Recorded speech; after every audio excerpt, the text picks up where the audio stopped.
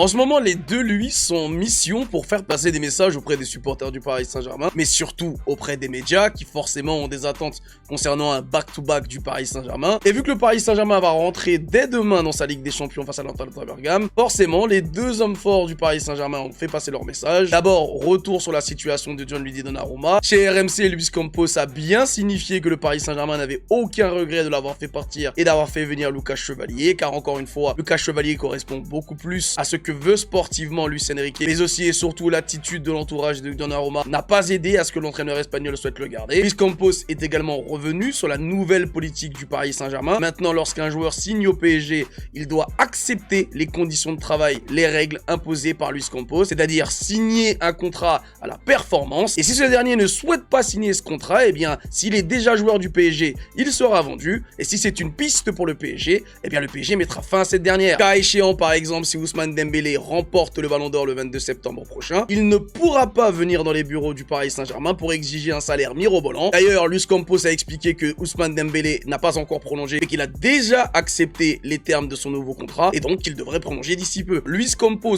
confirme également que c'est bel et bien Luis Enrique qui a fait partir Neymar et Marco Verratti lors d'un entretien qu'il avait passé avec eux au bout de la première semaine lors de la reprise à l'été 2023. Ce que on tente d'expliquer à certains supporters du PSG depuis quasiment 2 ans, c'est bien Luis Enrique qui ne voulait pas garder Neymar. Sur ce que Luis Enrique a fait de très bien depuis qu'il est arrivé au Paris Saint-Germain, il a complètement retiré la pression autour de la Ligue des Champions, non pas seulement de l'avoir gagné la saison dernière, mais aussi même les saisons d'avant, où il avait fait comprendre que tous les matchs avaient leur importance et qu'il fallait que les supporters arrêtent de mettre énormément de pression sur les joueurs ainsi que sur le club autour de la Ligue des Champions. Chaque match a son importance, car même le petit match de 16e de finale de Coupe de France prépare les joueurs à remporter la Ligue des Champions. C'est un travail surtout mental de tous les jours, et c'est pour cette raison que pour lui, remporter une deuxième Ligue des Champions sera beaucoup plus facile que de remporter la première, car pour remporter la première, le chemin est encore inconnu. Beaucoup de joueurs doutent, beaucoup de joueurs ne savent pas réellement s'ils ont les capacités de pouvoir la remporter,